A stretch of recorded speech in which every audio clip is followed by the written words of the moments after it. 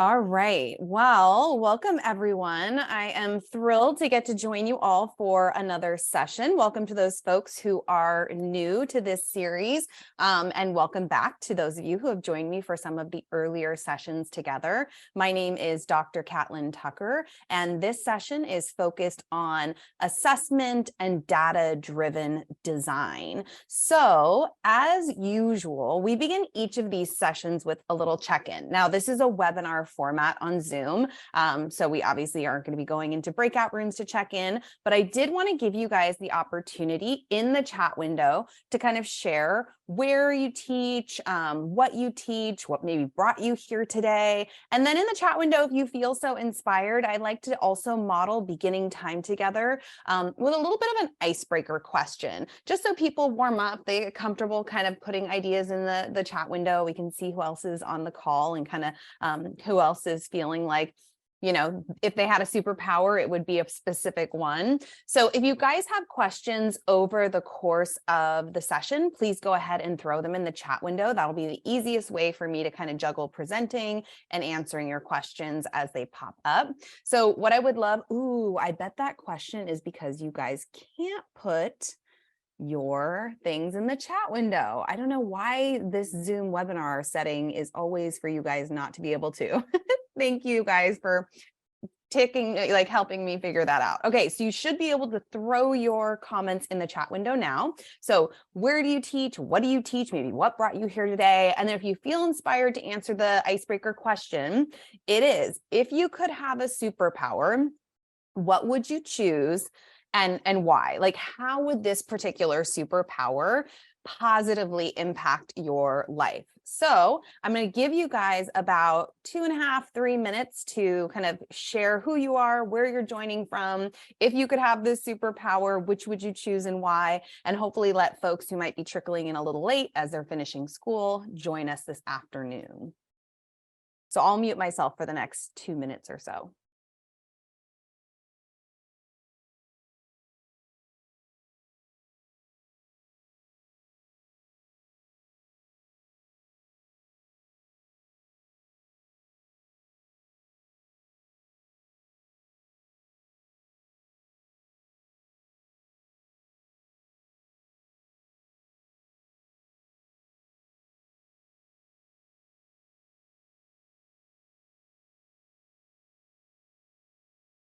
All right, so we got folks from Staten Island, the Bronx, we've got science teachers at the high school level, we've got first grade teachers, paraprofessionals.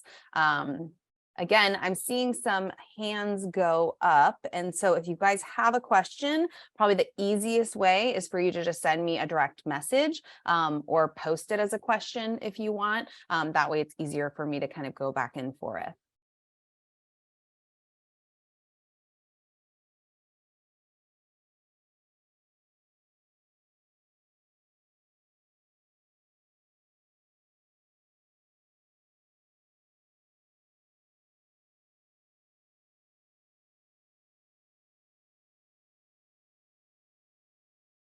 All right, so once you've introduced yourself and you've had a chance to answer the icebreaker question about superpowers, I am going to put back in the chat window the link to our resource document for today. So as we're kind of finishing in our welcome activity, I want to just show you what the resource document looks like. So as we go through the session, know that my presentation slides are already here in PDF format. So if you want to open them up, have a closer look at them, or want to take some digital notes on a device, you're welcome to do that. I also have each of the sections of the presentation here with some key questions and resources that I have curated for you guys. I know these sessions can sometimes feel like a lot of information. And when you're going back to try to implement some of these strategies and ideas, it's really helpful to have these links and resources right here. So again, I will throw that a couple of times into the chat window, but if you find yourself needing it at any point, you just let me know, send me a chat. So we have folks in the chat window saying that they would love to be a master of differentiation. That would be super helpful, Angela, for sure. We have people who, they have superpower already that has to do with reading. One person wanting to make people kind of cooperate and do what they want. I had somebody share that they would like to be invisible. I know if I had a superpower, the one I would be most interested in would definitely be the ability to control time, or at the very least pause it so that I could catch up on work, maybe take a nap, work out, like all those things I feel like I don't have enough time for in the day-to-day of my crazy life. There's just not enough hours to get it all done. So controlling time would definitely make my life a little bit smoother, a little easier to accomplish everything on my to-do plate. So we're going to jump in and start with just a little conversation about backward design. So for anybody on the call who joined me, I think for the very first webinar, it was all about planning, instruction, kind of that design work that we do. And I talked about the importance of bringing a backward design approach to planning lessons and sequences of lessons or units for our students. And so what we talk about when we refer to backward design is starting by very clearly identifying the destination, right? What are the desired results, the learning outcomes that we're trying to achieve in a particular learning cycle, sequence of lessons, a unit? And so once we've articulated, hey, these are the things we want students to be able to do, or the concepts we want them to understand, then the second step is to decide, how are we going to measure progress toward those desired results, those learning outcomes? That's going to be our assessment strategy. And we'll talk a lot about assessment strategies, obviously, today, but we want to be thinking specifically, like once we've identified the destination and those learning objectives and desired results, what are we going to do to measure student progress toward those desired results?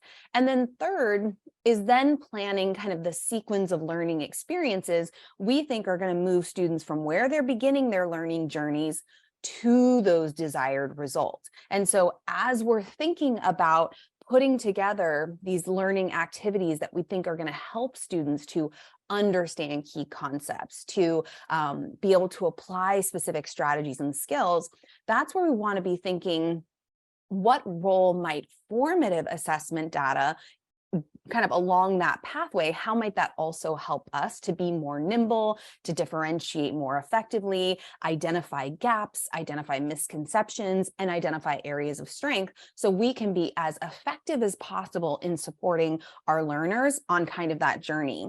And so one of the resources we talked about, and we kind of anchored that first session in, was this curriculum map. So I've kind of shared it in that resource document for anybody who wasn't on that first call who might like a resource to help them think through their planning, right? So if we're putting together a learning cycle or a unit and we have a clear sense of like the topic, the focus, the subject, then we want to get really clear about those desired results, right? What is it that we want students to know or be able to do? And maybe writing them in a student-friendly way so we can be really clear with our learners, like, hey, in this learning cycle, in this unit, this is what we're working toward.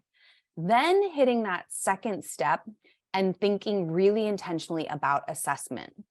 How are we going to measure progress? And then knowing that not all students express and communicate their learning the same way, can we provide them more authentic forms of assessment? Can we build in some meaningful choice so that all of our students can successfully demonstrate their learning?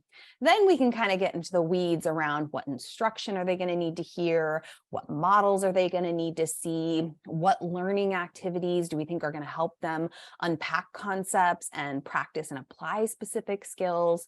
So that resource is on that resource document if it would be helpful to kind of guide your own thinking about these units that we kind of construct for our learners. Then we want to be really thoughtful as we're kind of gearing up for a unit, but then also as students are making their way through a sequence of learning activities, a learning cycle. Are we using data strategically to kind of drive our design work and drive our differentiation? So when we think about the places in a learning cycle where we might kind of grab data and use it, right? Before we ever begin a sequence of learning of lessons or a learning cycle or unit, it's really helpful to begin with some form of pre-assessment to understand where are our students beginning in terms of understanding this topic, this subject, this concept. So are we gathering data to understand where each of our students is beginning? Then we want to be designing learning experiences that are really attempting to make sure the learning is accessible, inclusive, and equitable. So are we kind of leaning on this idea of universal design and blended learning? So if the pre-assessment data shows us that kids are in really different places with different needs, are we designing effectively to meet those groups of learners, individual learners, where they're at? And that's really hard to do in kind of a whole group teacher-led lesson if that's the only design we're using with learners. The third is around collecting that informal formative assessment data as students move through a lesson or a sequence of lessons, right? Are we attempting to check for understanding? To kind of gather or get a sense of, are the individual lessons and learning experiences really helping students to understand key concepts, apply specific skills? And if they're not, and we realize certain learners need more support, guidance, scaffolds, teacher time, are we then using that data to differentiate effectively, whether it's instruction, models, additional teacher support, and scaffolds? Then we have the summative assessment strategy, right? This is what's happening at the end of a sequence of lessons or at the end of a unit to kind of measure overall student progress toward those desired results, toward those stated learning objectives. So we're going to unpack each of these and really talk about their role in terms of driving design. So what we know about learning is it's not like all of our students are lining up shoulder to shoulder like a race. They're all starting in really different places because they've had different past experiences. They're bringing different prior knowledge to the learning. And so we want to be thinking about, how do we figure out where each of our students is starting in relation to specific concepts, in relation to specific skills? Maybe we lean on a diagnostic or a pre-test of some kind to figure out where are the areas of strength, where are the areas of weakness or the gaps that need to be addressed in this learning cycle or unit. And maybe we also want to kind of get them to access and surface their prior knowledge. So I'm curious what strategies the folks who are joining us on this call have used in the past that have been particularly effective at helping you to measure where students are beginning in their individual learning journeys. So one of the tools I like to use a lot when I am presenting online is one called Mentimeter. And at the end of this session, I'm going to change these responses into a PDF format, and I'm going to attach the PDF to your resource document. That way, if there are a whole bunch of really great strategies that you guys are sharing about how you attempt to assess and kind of assess prior knowledge or find out what students know about concepts and skills, we can kind of crowdsource them here, and then you'll have access to them later. So in the chat window, I just put a link to something called Mentimeter. That is this engagement platform. If you click on the Menti link, you should just see kind of a prompt that says, what strategies do you use to assess prior knowledge? And you can throw anything you've had success with right into Mentimeter here so that we can kind of curate and crowdsource some really strong examples. So as I move into this section, perfect. Please feel free to throw your ideas into Menti so we can curate them. All right. And I just want to throw back in one more time, since our numbers keep growing, which is wonderful. Here is also the resource document link for anybody who may have joined after I shared it. It's where I curate a bunch of resources I hope will be helpful for you guys after today. All right, so you guys are going to throw your ideas into the Mentimeter. When I work with teachers, as a coach, we do all kinds of things to try to understand where students are beginning. So sometimes at the secondary level, or even at like 5th grade, we'll have students do something called a brain dump, which is we'll just put a concept or a subject or a topic on the board, and we'll ask students, okay, 90 seconds, 2 minutes, you're going to do a brain dump. Tell us everything you know about this topic. Don't worry about, editing or censoring yourself. We just want to get a sense of what are the big ideas that are kind of surfacing when you think about this particular topic and subject. A lot of the teachers I work with will simply use a Google form to collect these responses and then have them all in a single spreadsheet that they can project and talk through or look through or do kind of control find specific words, like how many times did the class mention a particular person or event or idea in their response. We also have obviously the classic kind of KWL where, you ask students, hey, what do you know about this topic or question? And maybe they draw, maybe they chat, maybe they write. What do you want to learn, right? So again, making sure that as we're getting into designing this sequence of lessons, this unit, we're taking their interests into account. And then you can also start with almost like a diagnostic or pre-test or quiz, just to get a sense of like students' understanding of concepts, their familiarity with a particular subject. Now, what I will say is that score would not go into the grade book, right? It would be solely for us to understand where students are beginning in their understanding of particular concepts. Then we move into universally designed blended learning models. And part of the reason I don't just say design the lessons is because when we collect pre-assessment data, we are going to find that kids are just in really different places. You'll probably have a group of kids who has a bit of prior knowledge or experience with a concept or subject or topic, and you'll find that others don't have hardly any. So does it make sense to then design a single experience for such a diverse group of needs? Probably not. And so what I spend most of my work doing is helping teachers to learn how to utilize blended learning to get closer to meeting their students where they're at. Even if you're doing it entirely, you're using blended learning models entirely in a classroom, you might be more on like a hybrid schedule, and some people use blended learning models entirely online. So they're very, very flexible. But at its core, blended learning is simply active engaged learning online combined with active engaged learning offline. And as I said, it can happen entirely in a classroom, entirely online, or a combination of the two. And really what we're attempting to do is give students more control over their experience, more opportunities to control things like time, place, pace, and path. And so they're not going to control all of these things all of the time, but the goal is truly to give them more control and to free teachers from feeling like they have to be at the front of the room all of the time, kind of disseminating information or orchestrating the parts of a lesson, and really free them to engage with individual learners, small groups of learners.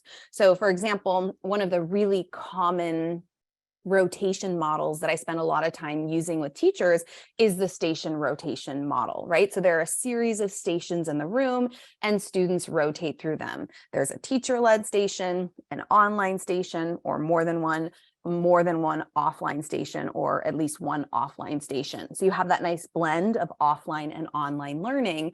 And then what happens at the teacher-led station is the teacher is free to focus on small groups of learners, doing everything from differentiated small group instruction, watching students practice skills and strategies and giving them real-time feedback as it's happening, so students can act on that feedback to improve whatever it is they're working on. Conferencing with learners, having these opportunities to actually have conversations with them about their progress in your class, and then also kind of guiding and hosting interactive, differentiated modeling sessions.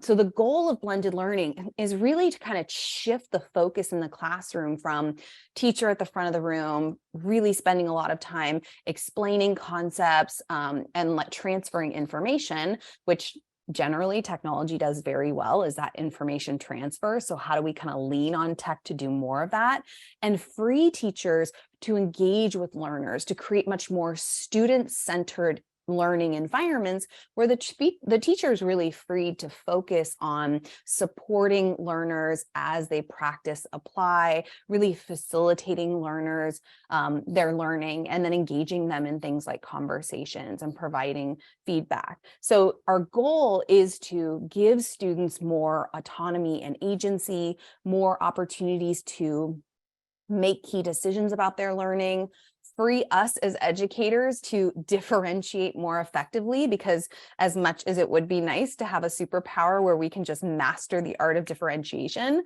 we don't. And so we need to figure out, how do we do this more consistently and effectively? Can we make these small groups an opportunity to really think about what problems and prompts we're using at different levels of academic rigor and complexity?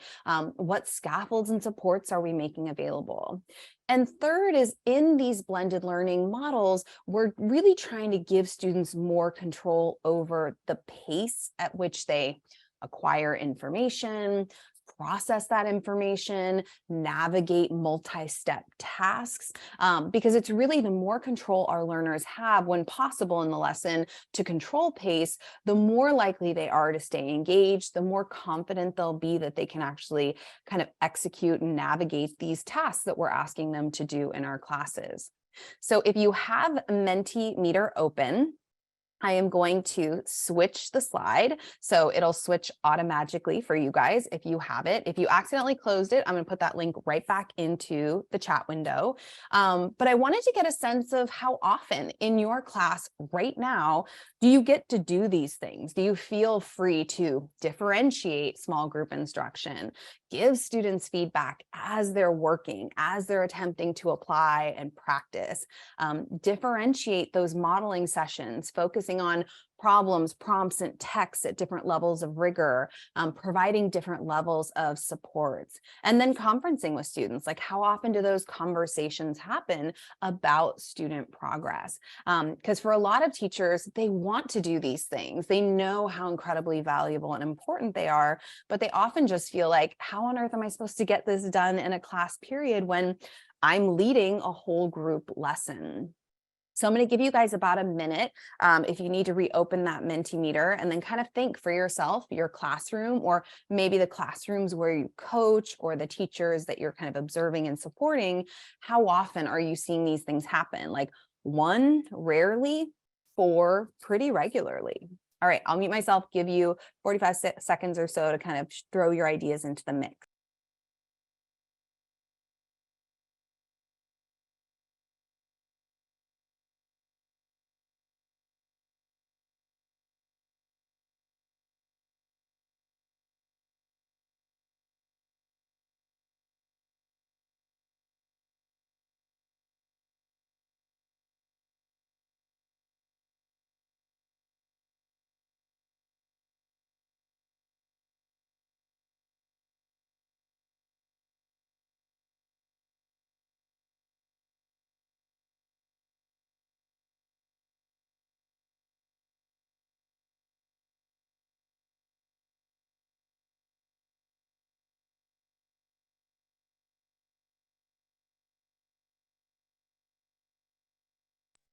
All right, so as folks are kind of throwing their ideas in here, there's a really great question about, like, ooh, could maybe like a word cloud be a fun way to assess prior knowledge?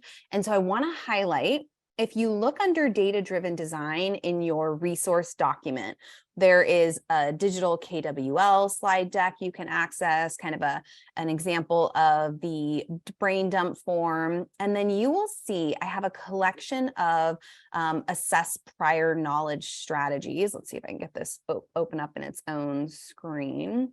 That you guys are more than welcome to explore and grab ideas from, but they're just a collection of kind of these design strategies you can use to get a sense of where students are beginning. Everything from entrance tickets to quick writes to quick quizzes, online discussions, 2-minute talks, concept maps, great ways to kind of figure out what do students know before we dive into the lesson and potentially skip things that they need or spend a lot of time on something that they quite frankly don't need. So it looks like differentiated instruction is happening most frequently, and differentiated modeling and conferencing with students are probably the two lowest, at least from the folks who have responded, which, like I said, kind of makes sense if we're using that one size fits all lesson that really has us kind of positioned at the front of the room. Makes it very hard to kind of tailor those models, the instructions, give feedback, have time for things like conferencing.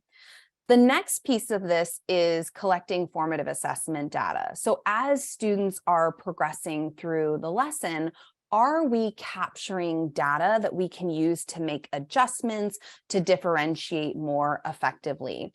And there are a ton of different ways we can check for understanding. And I think check for understanding is an area where technology can be very, very useful because it quickly captures that data. And, you know, we're in the class with students, but we want to be able to return to that data to make adjustments. So examples of check for understanding strategies are things like quick polls, quizzes, but again, not to put quizzes in a grade book, but rather just to really have a sense of where kids are beginning, not as an assessment, like I said, for grade. We could use a platform like Kahoot or Socrative, where we provide them with kind of a review game to check in and see where students are at. Written responses are a nice vehicle to check for understanding. If students are doing offline work and solving problems, maybe even just taking a photo of offline work and posting it somewhere digital, like your learning management system or a Padlet wall, to kind of see, okay, everybody take a photo of number 7. I want to see how you worked out that particular problem. Or if you're doing a sketch and you want students to capture it in progress. I love video check-ins as well, kind of ending a class by asking students to put a concept in their own words or to walk me through a particular process using the platform Flip. And also just observing groups in action can be incredibly informative. Like, what are you hearing? What are you noticing? So I'm going to put this link back into the chat window. I heard somebody ask for it. And we're going to kind of, again, spend a minute just kind of sharing strategies we've used that have really been helpful to check for understanding. So let me put that link back in, the Mentimeter link. Oops, let me put it in for everybody. There you go. And give you guys just a minute or so. You know, I've just shared a collection, but how do you know if a lesson or a sequence of lessons is truly helping students to understand key concepts, be able to apply specific strategies and skills? What have you used in the past to check for understanding? How do you capture it? You know, a lot of teachers will say, oh, I use thumbs up, thumbs down, but do you remember what everybody said? Are you able to act on that information? What do you tend to do with your check for understanding data? So the Mentimeter is up. We're going to go ahead and see what you guys put in there. And I am going to mute myself to eliminate background noise just for the next minute or so.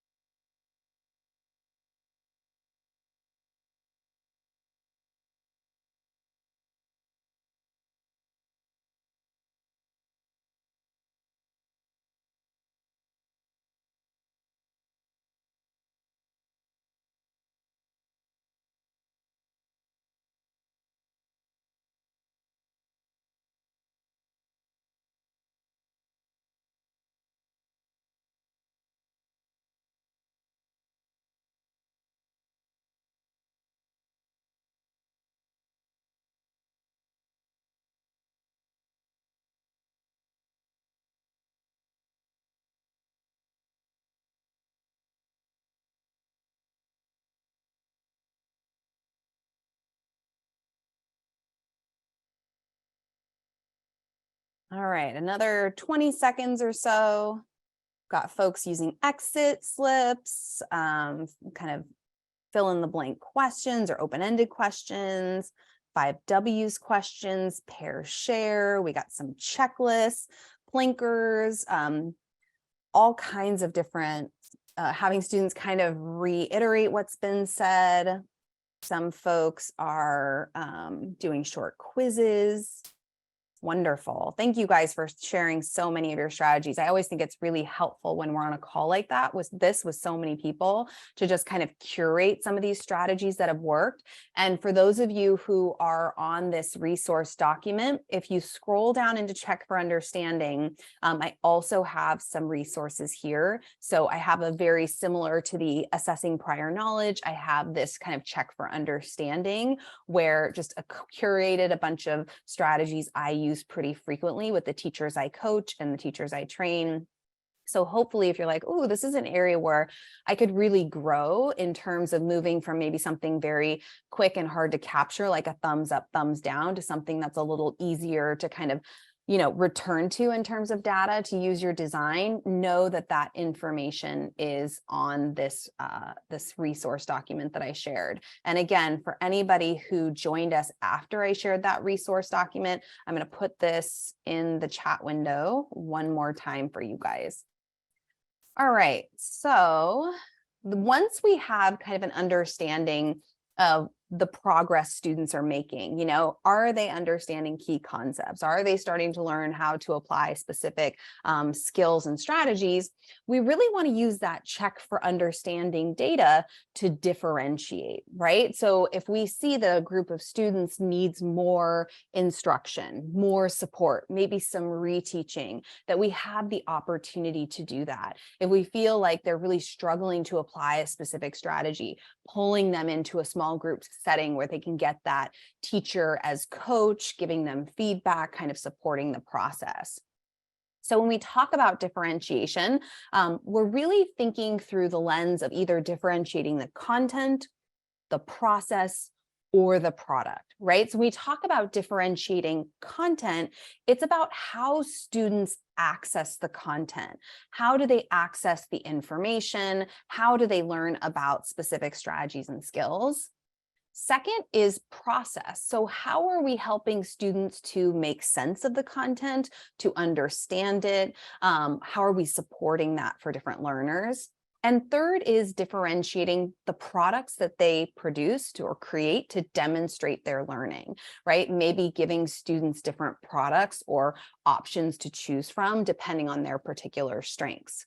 So examples of how we might differentiate content based on some of this data is maybe making texts available that are at different Lexile levels or reading levels, giving students options whether to read or to listen to the audio track of a recording, even read on their own versus reading with a partner can be helpful when we get into like the processing part of that. Asking them, hey, would you prefer to read, watch, or listen to learn about something? Do I want to read a text, listen to a podcast, watch a video? Maybe there are even opportunities where we say, hey, depending on how confident, students are with material, they can access a video lesson and self-pace through it, or we want to pull them into a differentiated small group instruction session. Giving them access to or opportunities to access additional models and demonstrations as needed, and providing that reteach and additional support for students who clearly need it based on the data. Second is really thinking through how do we differentiate the process, right? How do we help students to understand and make meaning or make sense of that content? Again, simple options of like whether it would help for them to read or work alone, with a partner, maybe as part of a small group, tiering activities, right? So that they're all kind of working on the same instructional task, but they're kind of encountering it at different levels of rigor and complexity based on where they are, right? We want their work to be within their zone of possibility, because if it's too far beyond their capabilities, they're going to get frustrated. They might disengage. They might, that might hurt their sense of confidence as a learner, that kind of self-efficacy. We want to try to kind of make sure that these activities are within in that zone so they can be successful. We might also think about variable timing on task, right? One of the folks on the call, probably more than one, is using the Modern Classroom project. And so definitely thinking about that idea of giving them more control over the pace, right? Instead of always ushering them through tasks on the teacher timeline, where are those opportunities where we can give them a little more control over the pace at which they work through a particular task? How do we make sure they have additional supports as needed? And these supports could be everything from graphic organizers to concept maps, time with manipulatives, word banks, guided note templates, sentence stems, anything that might help them kind of take that information, that content, and process it more effectively. And even like leaning on flexible grouping so that we're allowing students to work in kind of diverse groups together to process content. Last is differentiating the products, right? So different students have different skills, abilities, interests. And so to always ask them to produce the exact same product is problematic because, I spent 16 years in a high school English classroom, and some students were very, very capable of analyzing a text, but they weren't very good at writing, right? To express that in writing. So if the only thing they ever got to do was to analyze a text and present their ideas in the written form, it was going to be very, very hard for them. Whereas others could speak and explain very clearly in a way that they weren't yet able to in writing. So when we think about differentiating products, it's really trying to provide avenues for all students to successfully demonstrate their learning. So maybe we're providing some meaningful choice between the different types of products students might create to demonstrate their learning, depending on their interests, their strengths, their particular learning preferences. We might also provide them kind of variable time on task, variable levels of support, because in education, we talk a lot about equity, and equity means that individual students are getting the inputs they need to reach a particular output. So when students are working on a particular product to demonstrate their learning, some students may need one check-in with a teacher, some might need multiple. So how are we creating the time and space for that support to happen? We might want to, give them the option to work on their own or have that peer support network and work with a partner, or even think about different audiences for their work, right? Obviously there's a teacher audience, there's a peer audience, there's a parent family audience, there's a community audience, there's a global audience. And so different students might be comfortable, or it might be more appropriate to pair them with a particular audience for their work. Now, the last part of that kind of cycle, that data-driven design cycle, is really the summative assessment. This is what is happening at the end of a learning cycle, at an end of a unit, to really try to understand, revisiting the backward design. How successful were we at meeting our desired results with this sequence of lessons in this particular unit? And there are obviously different ways that we can assess student learning.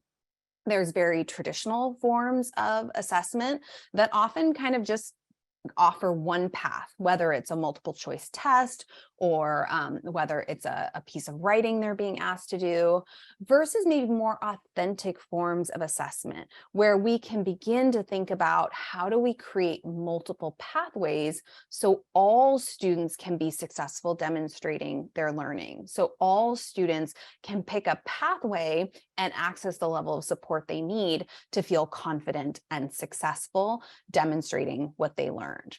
So one of the strategies I really love is using performance tasks. And Jay McTighe has done just amazing work in the area of performance tasks. And he talks about the 7 characteristics of a performance task. And when we were all online during the pandemic and teachers were so frustrated because they were like, I don't know how to assess student learning. Like, they're at home, they can Google things. Like, how will I know if they're not cheating on these assessments, which is a very real fear. I started really driving teachers to consider performance-based tasks, right? That require students to apply, not just recall and like remember things, but really apply their knowledge and skills.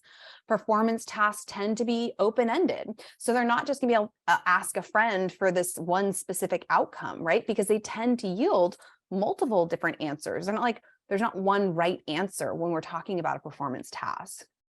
They tend to situate students in authentic and novel kind of situations and contexts to apply their learning. They're complex, they're multifaceted. They really drive that higher order thinking. They require that higher order thinking from students. Ask students to transfer and apply their learning to this new novel situation. They often integrate more than one subject area, or they integrate 21st century skills. And even though they don't yield one right answer, they can still be evaluated with clear criteria and standard aligned rubrics, which is something I want to dive into with you guys momentarily. So when we think about a performance task, one of the resources that Dr. Katie Novak and I included in our last book, The Shift to Student-Led, is this idea of having students kind of co-create assessments or think through kind of the role, audience, format, and task of an assessment. So when we think about the role, it's what is that context? What role is the student going to assume in this performance task?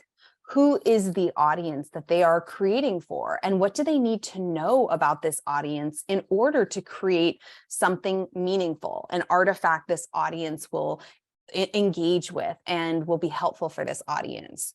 What format is this creation going to take? Can we allow students who are really tactile and artistic to lean into those preferences? Or our students who are very good with words and language to lean into that? Our very tech kind of inspired students to use technology tools? And then what is the task, right? What are you completing in this assessment? So I think as we start to embrace more authentic forms of assessment, play around with things like performance tasks, it's also engaging learners in this conversation about what is your role, who is your audience, what format will this take, and what is the task and how is it going to be meaningful for you and your audience? And so it's a way to kind of embrace student agency, really building that meaningful choice, not just into the parts of a unit as students are working through the path, but also in the assessment as well. Because a big focus in universal design for learning and blended learning is really giving students agency and meaningful choice so that we can remove barriers, right? And that student agency and meaningful choice can happen at different moments in the learning cycle or unit, right? Because we as educators in our subjects we're really tasked with covering just a ridiculous amount of information and content in our classes. So where are those moments when we might allow our students to choose the lens they look through? So if we're covering a really big topic, I'm an elementary science teacher and we're focusing on animals and animal habitats. Can students choose a particular animal, a particular habitat to focus on? If we're diving into the historical context of a novel, can I allow students to do research on one aspect of that historical context or that time period that's interesting for them? Maybe it's, diet and food, maybe it's gender roles, maybe it's entertainment, crime and punishment, giving them that opportunity to pursue the research and the learning through a lens of interest. It could be sports. The second place we might think about giving students agency is the how, right? Again, allowing them to decide what steps might they like to move through, what materials might they like to do or to use, would they like to work alone or with a partner? The more of those process-based decisions we give to learners, the more confident they're going to be in their ability to execute on the task, to complete the task. So again, thinking about how do we appeal to artistic students versus our very verbal students, our very tactile students. And then the last really kind of comes to play when we talk about these summative assessments using authentic forms of assessment, like performance tasks, is really thinking about, the why of learning, and allowing students to make key decisions about how they want to demonstrate that learning. What artifacts do they want to create that would be meaningful for them and help them to articulate their learning? So I was working with a team of fourth grade teachers, and they had been, they really wanted to embrace more project-based kind of assessments. And so a couple times a year, they wanted to give students the opportunity to say, this is how I'd like to demonstrate my learning. And we put together this project-based choice board, or this project choice board, with different artifacts that students could choose from to demonstrate their learning. So some students who were very verbal, they are very outgoing and kind of extroverted, they might want to, answer an essential question in that unit, or talk about a particular issue or topic in a mini TED Talk. While others might really enjoy putting together kind of like a more digital representation of their learning, something like a movie or an informative slideshow, a digital poster or infographic.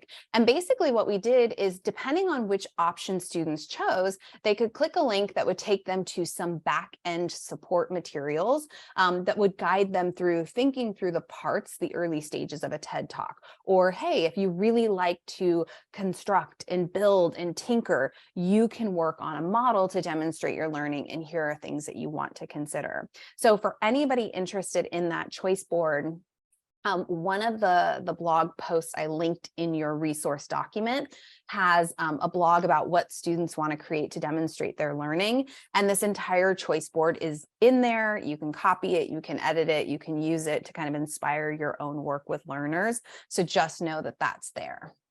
Actually, let me just show you in case you're on this resource document and you're thinking, I don't see it, Catlin. So it's under summative assessments, and it's this blog post that says student agency. What do students want to create to demonstrate their learning? Yes, I would be more than happy to repost this resource document. So let me just do that now. Okay, it's in the chat window, Nicole. All right.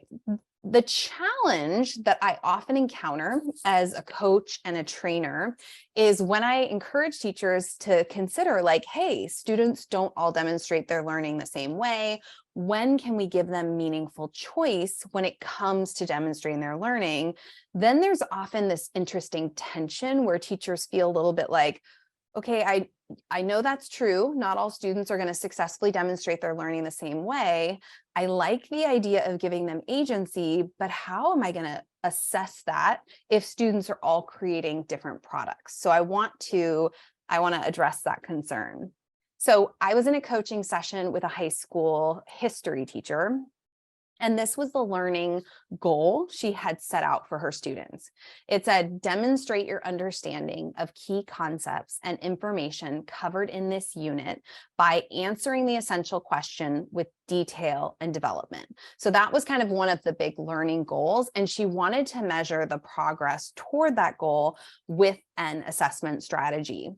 Typically, what she would do is have students write a response, right? She'd have kids either do some kind of formal essay or written response, or engage them in a document-based question to kind of respond.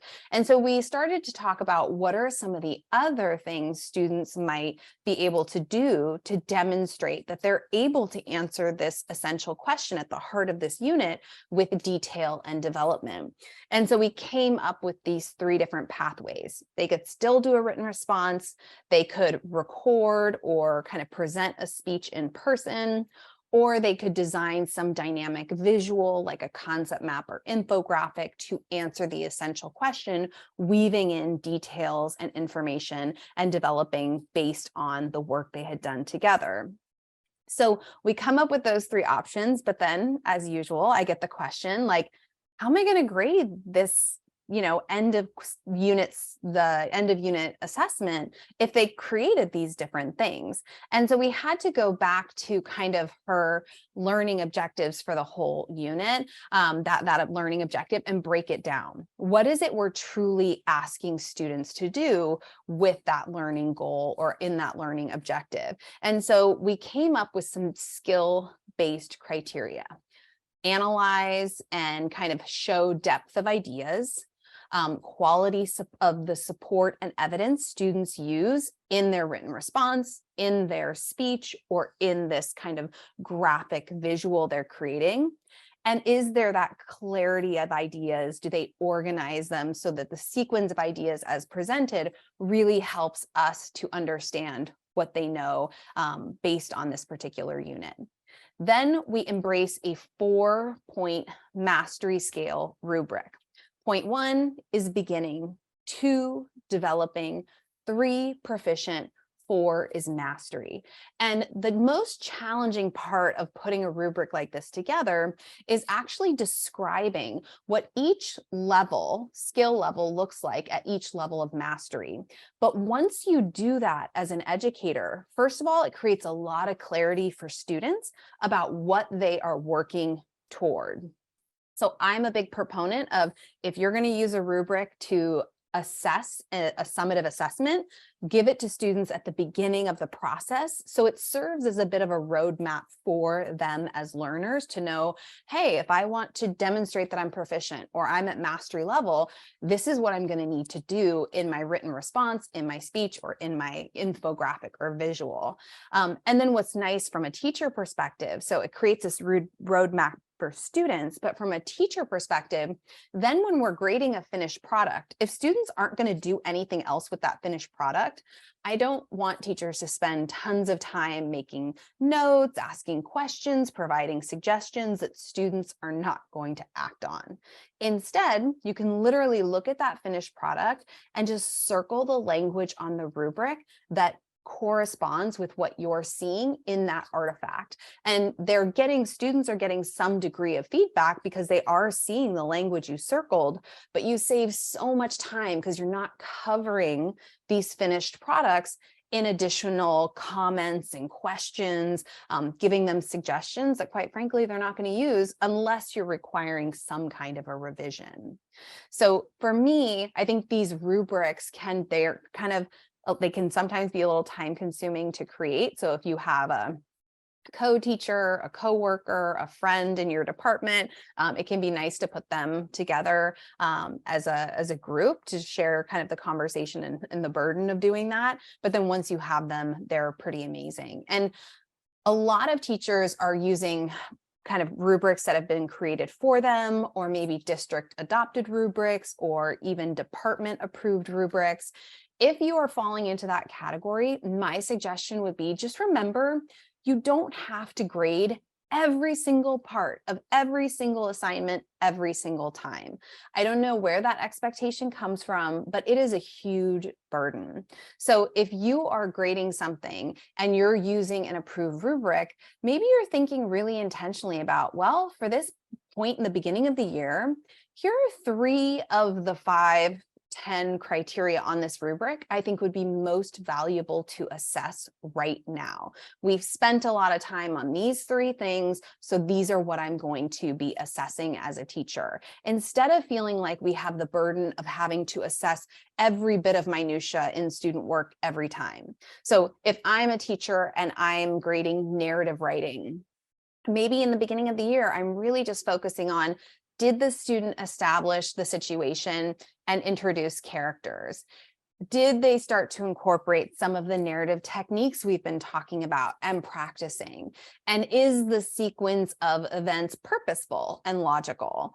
But maybe I don't get into organization and transitions quite yet, or mechanics, because we're at the beginning of the year and we haven't spent a ton of time on those yet.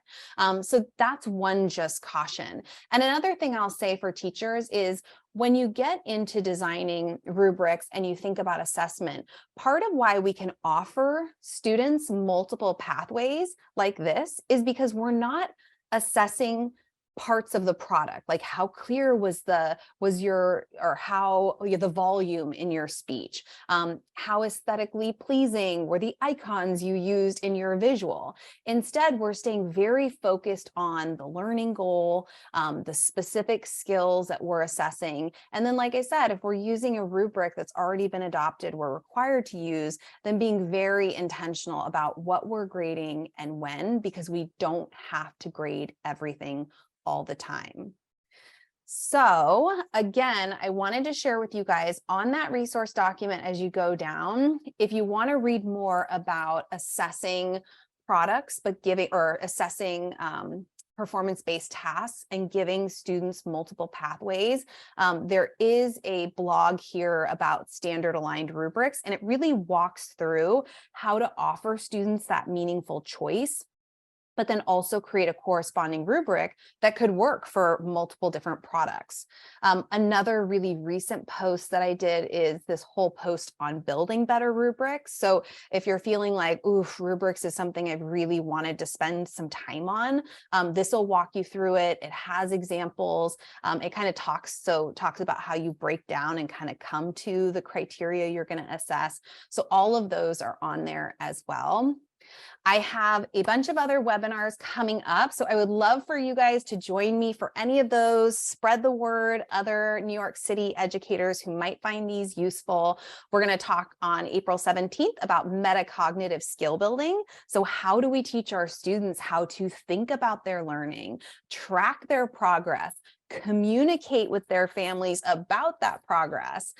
May 1st, we're going to talk about how do we engage parents and families to kind of support the learning from the home environment, and maybe even pulling them into the school to support it at times if possible. May 8th is going to focus all on equity and really thinking about how do we ensure that English language learners, whether it's in person, online, a blend of the two, are accessing or have access to equitable learning experiences, getting the support they need to be successful. And then May 15th is all about how to cultivate those social emotional learning skills in our classrooms to support students in becoming more self-aware, able to manage their behavior, make responsible decisions, build relationships. So again, I would love for you guys to spread the word, join me again for some of those sessions. And if any questions pop up for you after today, before I might see you again, you can submit them to my website. You can literally post a comment to any blog post. I will see it. I'm the only person who responds. Or you can reach out on Twitter at Catlin_Tucker, or find me on Instagram at Catlin Tucker. So that if you have questions, you're curious about a resource, feel free to reach out. Let me know what you're looking for. I do a bunch of coaching, a bunch of training. So I have a ton of resources I have developed and created with teachers I've worked with. So don't be shy if you need additional support. The links at the end of the document. Oh, no, they're not linked. Hold on. I can do that for you right now. Let me see. So here is the link to my page. And I'm also going to throw into the chat window a link for the survey for today's session, so I can figure out what you guys are enjoying and how I can continue to make these better for you. So let me throw that into the chat window. Where is that? Oh, there it is. All right, so if you have a moment, I would absolutely love for you guys to fill this out again so that we can find out what you're enjoying, what you might like more of. So there is that feedback form. So thank you guys all for being here. It was wonderful to get a chance to work with you. I added that link to this image. So if you're looking for additional learning opportunities, free webinars, there are a whole bunch coming up. I believe there will be additional ones added as well. And if you have any questions or comments, please put them in the chat. Yes, so I'm getting some questions about the CTLE credit.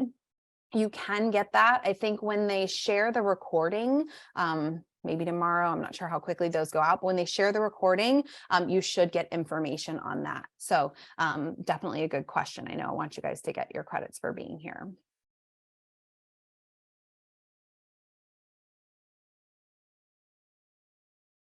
Oh, wonderful. I'm so glad you enjoyed it, Christina. Thank you for joining me. All right, guys, well, have a wonderful rest of your week. I will hang out for another couple of minutes and just field any questions that land in the chat. And hopefully I will see some of you on April 17th.